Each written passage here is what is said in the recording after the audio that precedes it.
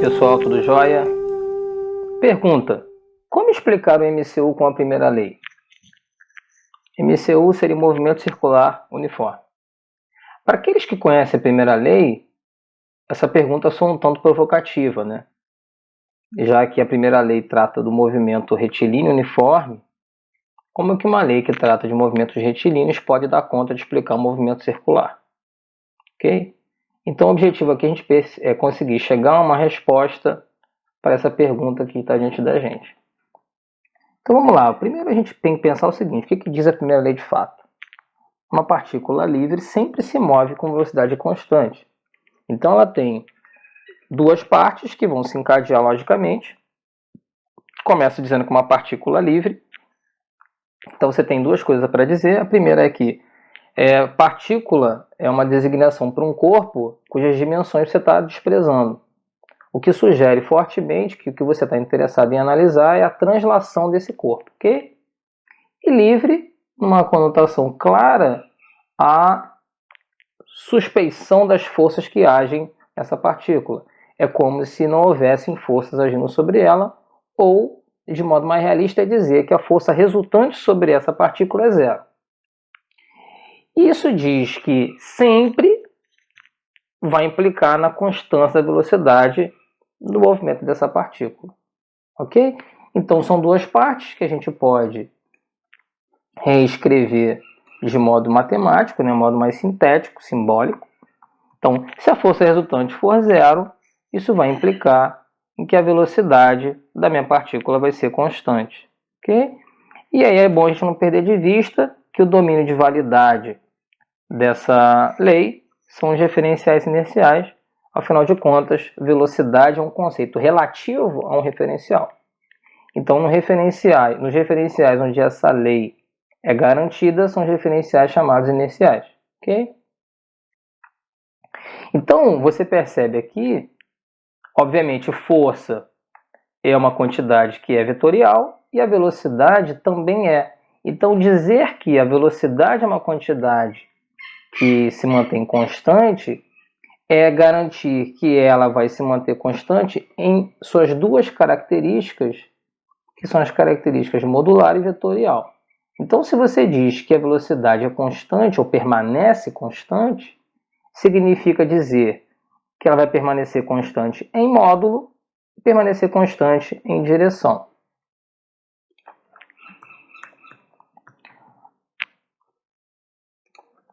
Na nossa discussão em especial, eu não vou usar direção e sentido, porque direção já vai abrigar tudo que está me interessando.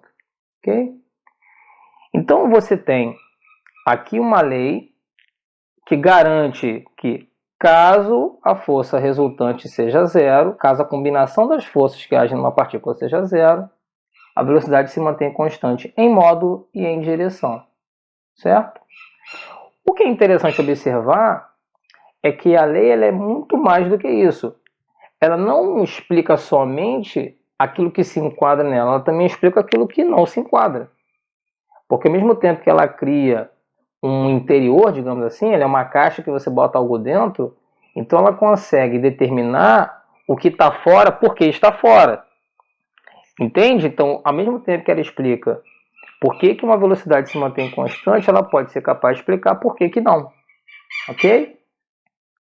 Se você pensar, por exemplo, em dizer a negativa da lei, né? Se você pensar na negativa da primeira lei, você vai dizer o seguinte: se a força resultante não for zero, então a velocidade não será constante, o que é verdade. Então, o que resta agora saber é de que maneira essa força resultante não sendo zero consegue produzir variações específicas na velocidade. Como, por exemplo, nosso objetivo em questão aqui é entender o movimento circular. Então, o movimento circular, eu vou explorar ele já, mas para aqueles que já têm algum conhecimento, sabem que é movimento circular, ou seja, a direção do movimento está mudando o tempo todo, mas é uniforme. Ou seja, a velocidade muda de direção, mas não muda em módulo. Então, o que a gente deveria pensar aqui nesse caso? Como conseguir provocar uma variação apenas na direção da velocidade? Então, primeiro vamos tentar entender num exemplo como que uma força consegue afetar a velocidade e a gente vai perceber por exclusão como que a gente vai conseguir essa condição aqui, ok? Então a gente começa, por exemplo, com o corpo. Eu vou desenhar aqui uma linha que é a linha do chão e eu vou começar com um corpo de massa M, tá? E esse corpo ele vai ser lançado verticalmente para cima. Então ele vai ser lançado aqui com uma certa velocidade, que eu vou chamar de V. E a gente sabe que ao ser lançado para cima, qualquer corpo próximo à Terra, ele vai sofrer ação de um peso, né, do seu peso. Então, ao mesmo tempo que ele é lançado para cima, ele vai ter contra si uma força, que no caso aqui é a força peso, que vai ser sempre vertical para baixo. Okay? E perto da superfície ela vai ter módulo constante. Então é uma força que ela é uma força constante em módulo e em direção. Okay? O que acontece? Por experiência na prática, a gente sabe que esse corpo ele vai subir até uma certa altura, que vai ser sua altura máxima, e ali ele vai parar. Então a gente sabe que esse corpo ele vai chegar numa situação onde a velocidade dele vai ser zero. E aí qual é a lição que a gente aprende aqui? Ora, ele tinha uma velocidade para cima, e essa velocidade foi a zero, ou seja, ela foi sendo reduzida, ou seja, sofreu variações contrárias a ela o tempo todo. E aí qual é a implicação que você chega? Bom, então uma força, quando ela está na direção do movimento, ela é capaz de produzir uma variação no módulo da velocidade. Então toda vez que eu tiver uma força paralela à velocidade, ou seja, na direção do movimento, ela vai alterar o módulo da velocidade. E ela pode nem estar na direção exata do movimento. Basta que ela esteja, que ela tenha uma pequena componente naquela direção. Eu poderia, por exemplo, pensar no caso de um plano inclinado. Eu poderia pegar aqui um plano. Eu poderia pegar esse corpo e poderia lançá-lo na direção desse plano. Eu pego uma velocidade aqui, ó, paralela ao plano, que vai ser tangencial à trajetória, e o peso vai ser perpendicular ao solo, vai continuar vertical para baixo. O fato é que, mesmo assim, esse corpo ele vai subir e vai parar. Isso por experiência. E aí você entende por quê.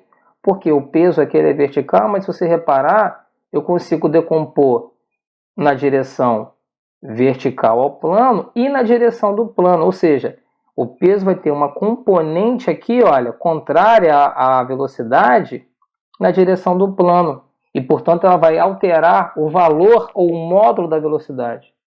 Então, só existe uma maneira de conseguir produzir variação na direção da velocidade sem variar o módulo, é tendo uma força perpendicular à velocidade.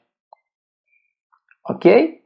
Então, quando você consegue obedecer essa condição, você consegue mudar a direção e não o módulo. Então, você tem que ter uma força resultante perpendicular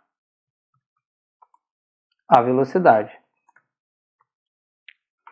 Então, com isso, você consegue a condição que você quer. Então, veja bem, indo agora para o movimento circular. Se eu pensar no movimento circular, né, em termos de característica básica desse movimento, né, eu tenho movimento, uma trajetória em forma de círculo. A velocidade ela é uma quantidade que ela vai ser sempre tangencial à trajetória em cada ponto. Então, em cada ponto que eu olhar, eu vou ter uma velocidade que é tangencial a essa trajetória. Então, eu posso repetir esse processo indefinidamente. Ok? E o fato é, eu tenho uma velocidade que está mudando o tempo todo em direção. mas não em módulo, porque o movimento é uniforme, ok? Então, como que a gente consegue fazer isso? Exatamente da maneira como a gente observou aqui. Para eu ter um movimento circular uniforme, eu tenho que ter uma força resultante perpendicular à velocidade todo o tempo. Então, se eu tivesse que construir, por exemplo, aqui, eu teria que ter uma força aqui. Deixa eu selecionar corretamente. Aqui eu tenho que ter uma força para cá. Aqui eu tenho que ter uma força para cima. Repara que eu estou criando um centro de interesse para essas forças. Então você repara que para o movimento ser circular uniforme, eu preciso de uma força centrípeta. Não só, eu preciso de uma resultante centrípeta. Então, para eu conseguir um movimento circular uniforme, então o MCU ele necessita de uma força centrípeta, atuando no movimento o tempo todo. E aí você percebe no exemplo claramente essa condição tendo que ser satisfeita.